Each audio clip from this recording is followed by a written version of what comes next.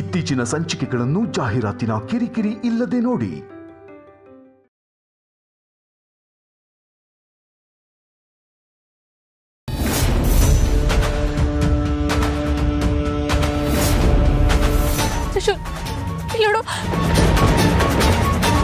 ಹೋಗ್ಬೇಡ, ದಯವಿಟ್ಟು ಒಳಗೆ ಹೋಗ್ಬೇಡ ತ್ರಿಶೂಲ್.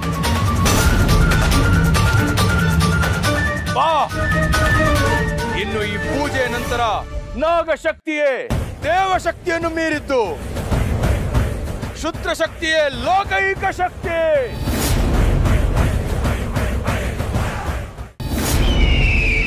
ತಾಯಿ, ನಿನ್ನ ಆಶೀರ್ವಾದದಿಂದ ಸುಪ್ತ ರೀತಿಯಲ್ಲಿ ಮೈ ಮನಗಳನ್ನು ಮರೆತಿದ್ದ ತ್ರಿಶೂಲನಿಗೆ ಎಚ್ಚರಿಕೆ ಆಗಿದೆ. ಅವನು ಕಣ್ಣು ತೆರೆದು ನೋಡಿದ್ದಾನೆ ತಾಯೇ, ಕಣ್ಣು ತೆರೆದು ನೋಡಿದ್ದಾನೆ. ಬೇಡ, ಬಿಟ್ಬಿಡು ಅವನನ್ನ. ಮಹಾತಾಯಿ ಕಾಳೇಶ್ವರಿ, ತ್ರಿಶೂಲನು ಇಲ್ಲಿಗೆ ಕರೆದುಕೊಂಡು ಬರಬೇಕು ತಾಯೇ, ಬರಬೇಕು. ನಾಗರೂಪಿ ದೇಹವನ್ನು ಮಂತ್ರ ಮಂಡಲದ ಒಳಗೆ ತಂದು ಕೂರಿಸಲು ರತ್ನಗರ್ಭದಲ್ಲಿ ತಯಾರಾದ ಮಹಾರತ್ನಗರ್ಭ ಚೂರ್ಣವನ್ನು ದಯಪಾಲಿಸು ತಾಯೇ, ದಯಪಾಲಿಸು.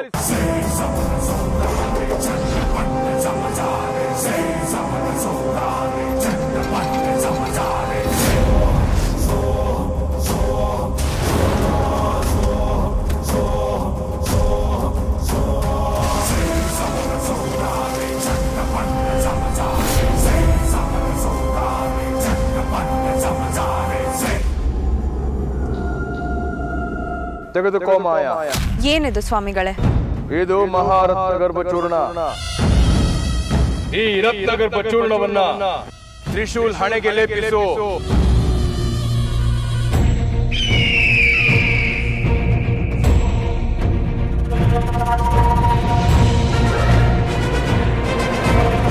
ಇದು ಲೇಪನವಾಗುತ್ತಿದ್ದಂತೆ ಅವನು ನಿನ್ನ ಕೈಗೊಂಬೆ ಆಗುತ್ತಾನೆ.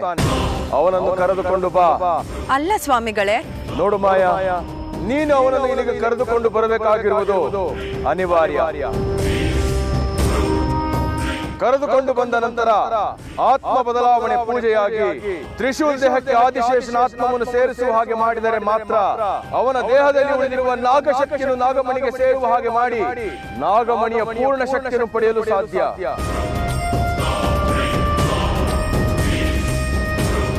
ಅಲ್ಲ, ಆತ್ಮ ಬದಲಾವಣೆಯನ್ನ ನಾವ್ ಇಲ್ಲಿಂದಲೇ ಮಾಡ್ಬೋದಲ್ವಾ? ಶುಲ್ಕವಾಗಿ ಮಾತನಾಡಬೇಡ ಮಾಯಾ.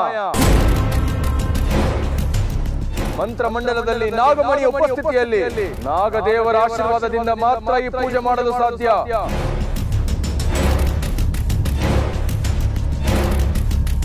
ಹೋಗು ಮಾಯಾ, ತ್ರಿಶೂಲನ್ನು ಕರೆದುಕೊಂಡು ಬಾ. ಸರಿ ಸ್ವಾಮಿಗಳೇ.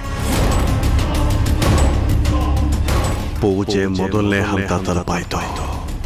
ಇನ್ನು ತ್ರಿಶೂಲ್ ದೇಹ ಬರೋದೊಂದು ಬಾಕಿ ಇದೆ. ಇವರೆಲ್ಲ ತಯಾರಿಗಳನ್ನು ಮಾಡ್ಕೊಳ್ತಾ ಇದ್ದಾರೆ. ಅದೆಷ್ಟೇ ತಡ ಆಗಲಿ, ಅದೆಷ್ಟೇ ಶ್ರಮ ಆಗಲಿ, ಅದೆಷ್ಟೇ ಕಷ್ಟ ಆಗಲಿ, ಎದುರಿಗದೆಂಥದೇ ತೊಂದರೆ ಬರಲಿ, ಪೂಜೆ ಮುಗಿದು ನಾಗಮಣಿಗೆ ನಾಗಶಕ್ತಿ ಸೇರಿದ ತಕ್ಷಣ ಇವರೆಲ್ಲರನ್ನು ಮುಗಿಸಿ ನಾಗಮಣಿಯನ್ನು ಪಡ್ಕೊಳ್ಳೋದಷ್ಟೇ ನನ್ನ ಗುರಿ.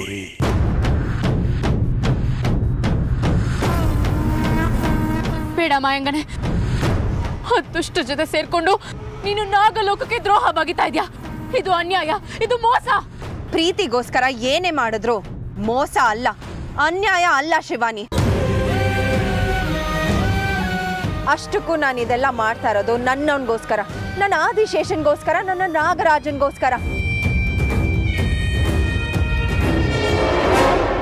ಅವನನ್ನ ಪ್ರೀತಿಸಿದವಳು ನಾನು ಅವನಿಗೋಸ್ಕರನೇ ಬದುಕಿದ್ದು, ಅವನಿಗೋಸ್ಕರನೇ ಸತ್ತಿದ್ದು, ಸತ್ತು ಮತ್ತೆ ಹುಟ್ಟಿ ಬಂದಿದ್ದು ಅವನಿಗೋಸ್ಕರನೇ. ಅವನನ್ನ ಪಡ್ಕೊಳ್ಳೋ ಅವಕಾಶ ನನ್ನ ಎದುರು ನಿಂತಿದೆ ಅಂದ್ರೆ ಅದನ್ನ ಬಿಟ್ಟು ನಾನು ಕೈ ಚೆಲ್ ಕೂತ್ರೆ ಅದು ನನ್ನ ಮುಟ್ಟಾಳ್ತನ ಆಗುತ್ತೆ.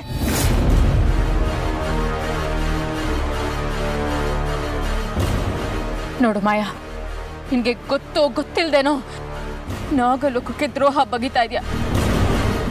ಅದರಿಂದ ನಾಗಲೋಕ ಅಕ್ಷುದ್ರ ಮನ್ಸ್ಗಳ ಪಾಲಾಗ್ತದೆ.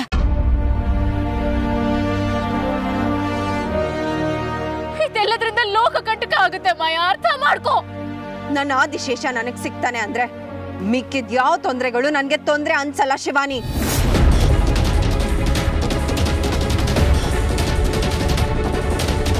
ಮಾಯಾ ಬೇಡ, ತಪ್ಪು ಮಾಡ್ತಿದ್ಯಾ ನೀನು. ನನ್ನ ಮಾತು ಕೇಳು, ದಯವಿಟ್ಟು ಹೋಗ್ಬೇಡ. ನನ್ ಪಾಡಿಗೆ ನನ್ ಬಿಟ್ಬಿಡು ಶಿವಾನಿ. ನೀನ್ ಏನಾದ್ರೂ ಮಾಡ್ಕೊ, ನಾನು ಇವಾಗ ತ್ರಿಶೂಲ್ನ ಕರ್ಕೊಂಡು ಬಂದೇ ಬರ್ತೀನಿ. ಬೇಡ ಮಾಯಾ, ಬಿಟ್ಬಿಡು, ಬೇಡ.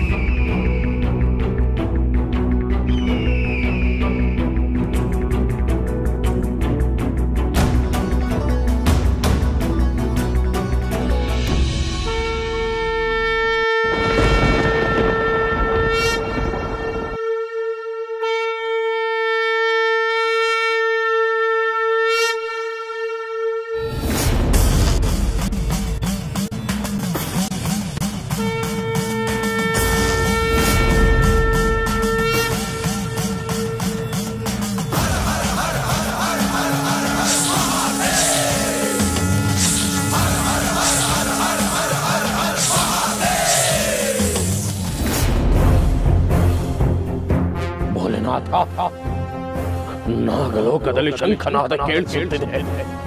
ಇದು ನಾಗ ಸೈನಿಕರಿಗೆ ಅಂತಿಮ ಯುದ್ಧದಲ್ಲಿ ಕೊಡುವ ಆದೇಶ.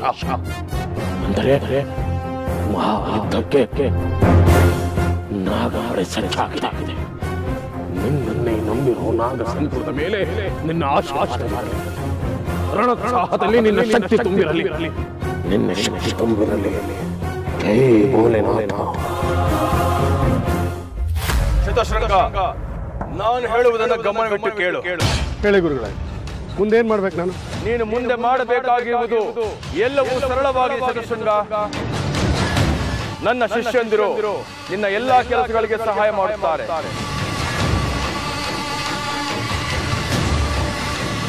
ಗುರುಗಳೇ, ಈಗ ನಾನು ಏನ್ ಮಾಡ್ಬೇಕು? ಮುಂದೇನಾಗುತ್ತೆ ಅದನ್ನಾದ್ರೂ ಹೇಳಿ.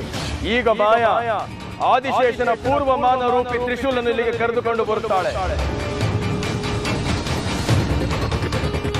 ಅವನ ದೇಹ ಈ ಮಂತ್ರಮಂಡಲದಲ್ಲಿ ಕೂತೊಡನೆ ಮೊದಲು ಪೂಜೆ ಆಗಲಿದೆ. ಆ ನಂತರ ಆತ್ಮ ಬದಲಾವಣೆ ಪೂಜೆಯಾಗಬೇಕು. ದೇಹ ಅದಲು ಬದಲಾದ ತಕ್ಷಣ ತ್ರಿಶೂಲ್ ದೇಹದಲ್ಲಿರುವ ಆದಿಶೇಷನ ಮಹಾಶಕ್ತಿ ನಾಗಮಣಿಗೆ ಸೇರುವ ಸಂಚಯನ ಪೂಜೆ ನಡೆಯಲಿದೆ. ಶತಶೃಂಗ, ಶಕ್ತಿ ಸಂಚಯನ ಪೂಜೆ ಆದ ನಂತರ ನಾಗಮಣಿಗೆ ಶಕ್ತಿ ಸೇರಿದ ನಂತರ ಇಬ್ಬರ ದೇಹವನ್ನು ಬೇರ್ಪಡಿಸಬೇಕು. ಅವರಿಬ್ಬರ ರುಂಡವನ್ನು ಕತ್ತರಿಸಿದಾಗ ಬರುವ ರಕ್ತದಿಂದ ನಾಗಮಣಿ ರಕ್ತಾಭಿಷೇಕ ಆಗಬೇಕು.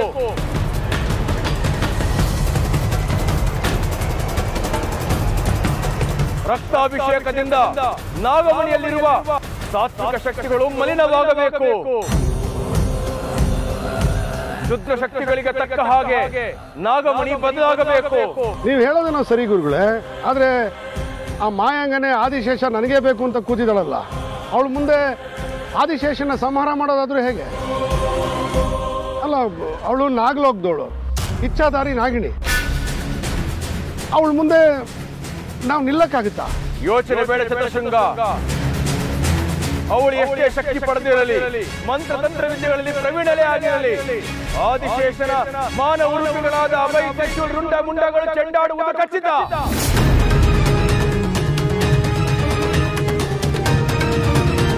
ಹೋಗು, ಪೂಜೆಗೆ ಸನ್ನದ್ಧವಾಗಿ ಬಾ.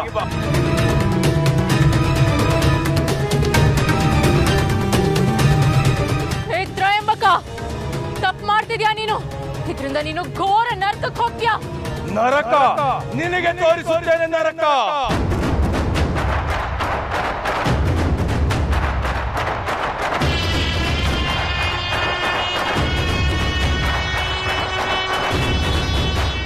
ಏಯ್ ನಾಗಿಣಿ, ನಾಗಮಣಿ ನನ್ನ ಸ್ವಂತ ಆದ್ಮೇಲೆ ಎಲ್ಲ ತೀರ್ಮಾನ ಮಾಡಬೇಕಾಗಿರೋದು ನಾನು.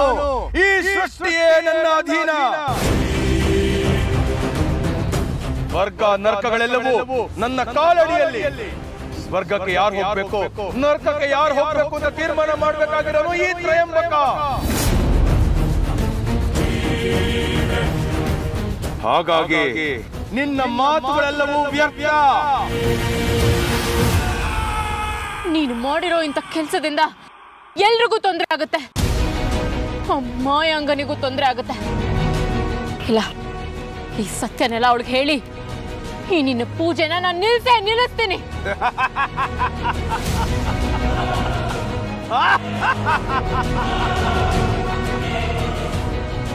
ಅದು ನಿನ್ನಿಂದ ಸಾಧ್ಯವಾಗದ ಕೆಲಸ ನಾಗಿಣಿ. ಈ ತ್ರಯಂಬಕನ ಯೋಜನೆಗೆ ನಿನ್ನಿಂದ ಅಡ್ಡಿಪಡಿಸೋದಕ್ಕೆ ಸಾಧ್ಯನೇ ಇಲ್ಲ. ನೀನೆಷ್ಟೇ ಪ್ರಯತ್ನ ಪಟ್ರು ಪೂಜೆ ನಡೆಯೋದು ಖಚಿತ. ನಾಗಮಣಿ ನಮ್ಮ ಕೈ ಸೇರೋದು ನಿಶ್ಚಿತ.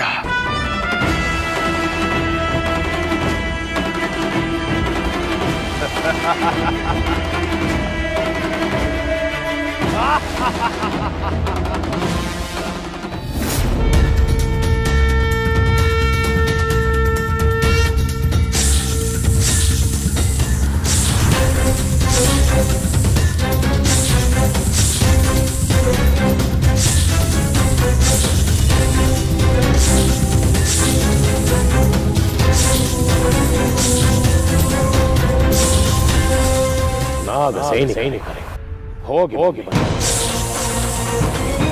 ಮುಂದೆ ನಡೆಯೋ ಅಂತಿಮ ಯುದ್ಧದಲ್ಲಿ ಗೆದ್ದರೆ ವೀರ ಸ್ವಾಗತ, ಸತ್ತರೆ ವೀರ ಸಂಸ್ಕಾರ.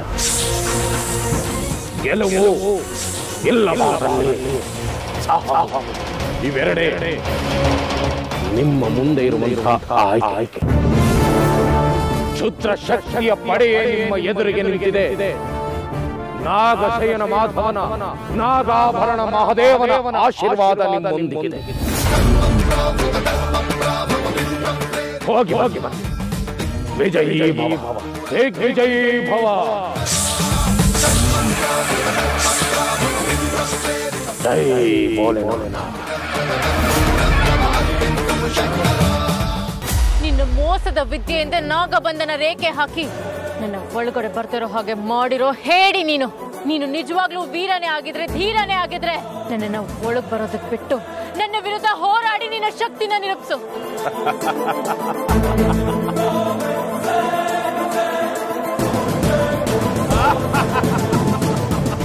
ಏ ನಾಗವೇ, ನಿನ್ನ ವಿರುದ್ಧ ಹೋರಾಡಿ ಗೆಲ್ಲಲು ಸಾಧ್ಯವಾಗದೇ ಇರಬಹುದು. ಆದರೆ ನಾನು ಬುದ್ಧಿವಂತ. ಈ ನಾಗಬಂಧನ ರೇಖೆಯಿಂದ ನಿನ್ನನ್ನು ಒಳಗೆ ಬರುವ ಹಾಗೆ ಮಾಡಿ ನಿನ್ನ ವಿರುದ್ಧ ಹೋರಾಡುವ ಇರಾದೆ ನನಗಿಲ್ಲ. ಏಕೆಂದರೆ ನಾಗಲೋಕದ ಮಹಾಶಕ್ತಿಗಳ ಬಗ್ಗೆ ತಿಳಿದವಳು ನೀನು. ಪರಮೇಶ್ವರನ ಆಶೀರ್ವಾದ ಪಡೆದವಳು ನೀನು. ನಿನ್ನ ವಿರುದ್ಧ ಹೋರಾಡಿ ಗೆಲ್ಲುವುದು ನನಗೆ ಅಸಾಧ್ಯ. ಅದನ್ನು ತಿಳಿದ ಮೇಲೂ ನನ್ನ ಸಾವನ್ನು ನಾನೇ ತಂದುಕೊಳ್ಳುವಷ್ಟು ಮೂರ್ಖನೇ. ಈ ರೇಖೆಯನ್ನು ದಾಟಿ ಬರಲು ನಿನ್ನಿಂದ ಅಸಾಧ್ಯ. ಹಾಗೆ ನಿನ್ನವನನ್ನು ಕಾಪಾಡಿಕೊಳ್ಳುವುದು ನಿನ್ನಿಂದ ಅಸಾಧ್ಯ.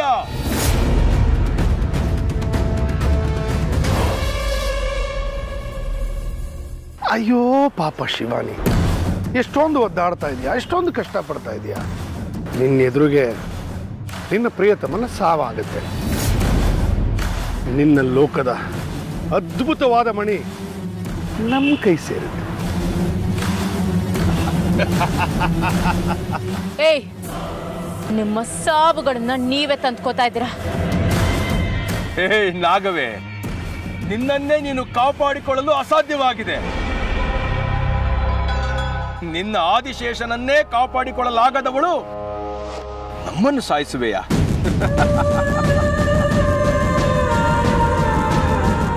ನಿನ್ನ ಕಣ್ಣೆದುರೆ ನಿನ್ನವನನ್ನ ಕೊಂದು ನಾಗಮಣಿಯನ್ನು ವಶಪಡಿಸಿಕೊಳ್ಳುವ ಭಾಗ್ಯ ನನ್ನದು.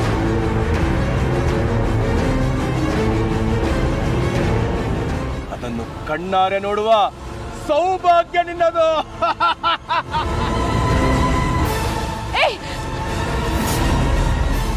ನಿಂತ್ಕೋ.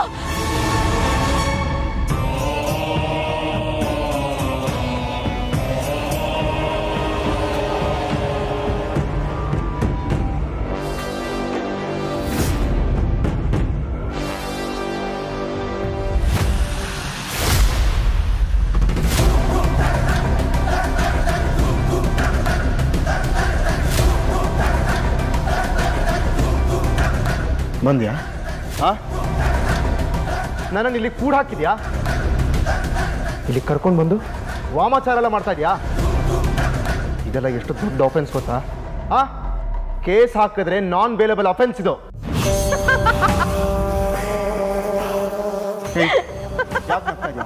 ಯಾಕೆ ನಗ್ತಾ ಇದೆಯಾ? ಅಭಯ್, ಈ ದೇಹದಲ್ಲಿರೋದು ನಿನ್ನ ಆತ್ಮ ಮಾತ್ರ. ನಾನು ನಿನ್ಗೇನೇ ಹೇಳಿದ್ರು ನಿನ್ಗೇನು ಅರ್ಥ ಆಗಲ್ಲ. ನೋಡು, ನನ್ನನ್ನು ಮೊದಲು ಇಲ್ಲಿಂದ ಬಿಡುಗಡೆ ಮಾಡು, ಇಲ್ಲಾಂದ್ರೆ ನೋಡು, ಎಲ್ಲ ಸಮಸ್ಯೆಗಳು ತೀರಿ ಎಲ್ಲ ಒಳ್ಳೇದಾಗೋ ಕಾಲದಲ್ಲಿ ಯಾಕೆ ಆತಂಕ? ಜಾಸ್ತಿ ಏನು ಮಾತಾಡ್ಬೇಡ, ನನ್ನ ಜೊತೆಗೆ ಬಾ. ಎಲ್ಲಿಗೆ? ಇವತ್ತು ನಾಗಪೌರ್ಣಮಿ.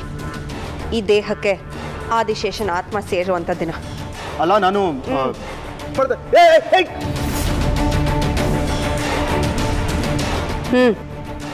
ಜಾಸ್ತಿ ಮಾತು ಬೇಡ, ನನ್ನ ಜೊತೆಗೆ ಬಾ.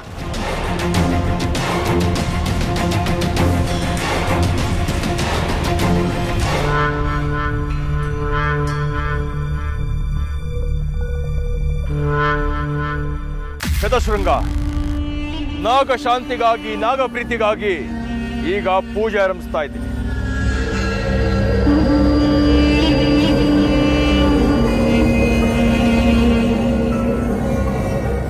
ಪರಮೇಶ್ವರ, ಈ ದುಷ್ಟ ಶಕ್ತಿಗಳನ್ನ ಛಿದ್ರ ಮಾಡಿ ಆದಿಶೇಷನ ಕಾಪಾಡೋದಕ್ಕೆ ನೀನೇ ಒಂದು ದಾರಿ ತೋರಿಸ್ಬೇಕು ನನಗೆ.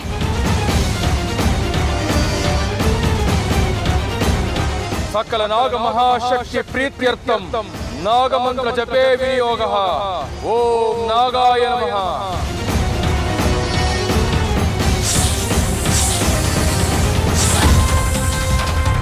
ದೇವೀಶ ನಾಗೇಶ ಹರಭೂಷಣ ನಮಸ್ಕರೋಮಿ.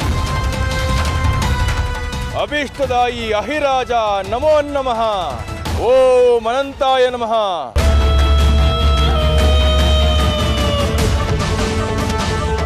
ಓಂ ವಾಸುಕೀಯ ನಮಃ. ಓಂ ತಕ್ಷಕಾಯ ನಮಃ. ಓಂ ಕಾರ್ಕೋಟಕಾಯ ನಮಃ. ಓಂ ಮಹಾಪದ್ಮಾಯ ನಮಃ.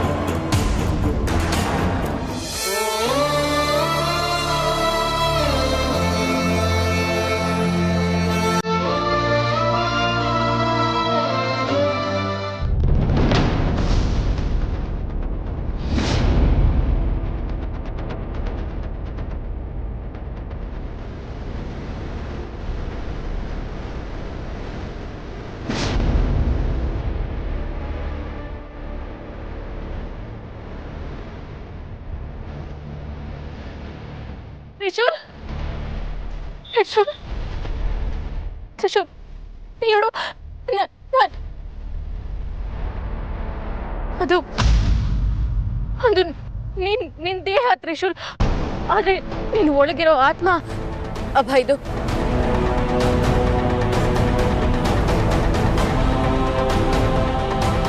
ದಯವಿಟ್ಟು ಆ ಗೆರೆ ದಾಟಿ ಒಳಗಡೆ ಹೋಗ್ಬೇಡ. ನಿನ್ನ ಸಾವಾಗುತ್ತೆ, ನಿನಗೆ ತೊಂದರೆ ಆಗುತ್ತೆ. ನನ್ ಮಾತು ಕೇಳಿಸ್ತಿದ್ಯಾ ತ್ರಿಶೂಲ್? ನೋಡು ತ್ರಿಶೂಲ್,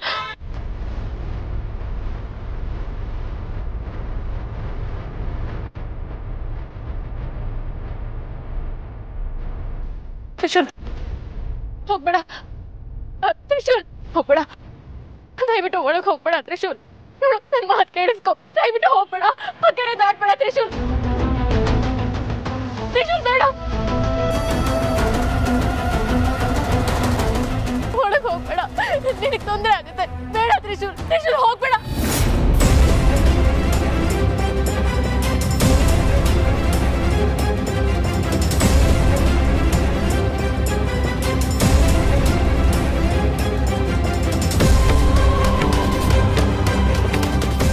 ನಿಂದಮ್ಮಯ್ಯ ಅಂತೀನಿ, ನೀನಾದ್ರೂ ನನ್ನ ಮಾತು ಕೇಳು.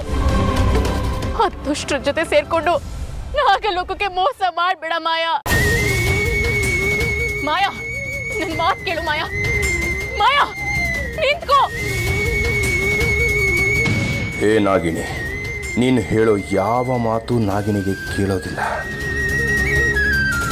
ನಾವು ಮಾತಾಡಿದ ವಿಚಾರ ನೀನು ಇವಳಿಗೆ ಹೇಳ ಬಯಸಿದರೂ ಅದು ಅವಳಿಗೆ ಕೇಳಿಸೋದಿಲ್ಲ. ಈ ಮಾಯಾ ಕೂಡ ನನ್ನ ವಶೀಕರಣದಲ್ಲಿ ಇದ್ದಾಳೆ.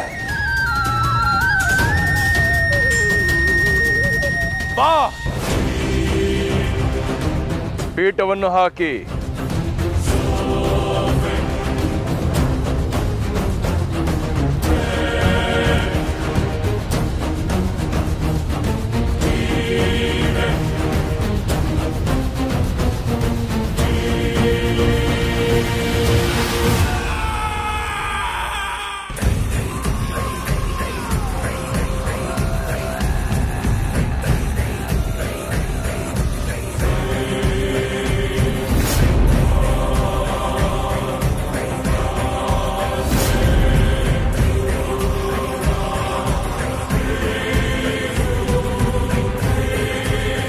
ಕಾಳಿಕಾಯೇ ನಮಃ.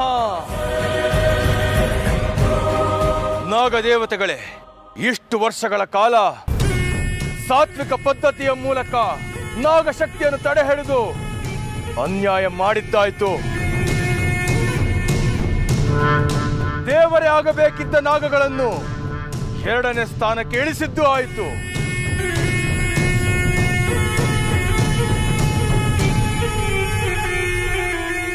ಇನ್ನು ಈ ಪೂಜೆಯ ನಂತರ ನಾಗಶಕ್ತಿಯೇ ದೇವಶಕ್ತಿಯನ್ನು ಮೀರಿದ್ದು,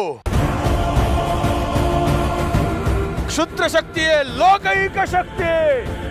ಜೈ ಕಾಳಿಕಾಂಬಾ.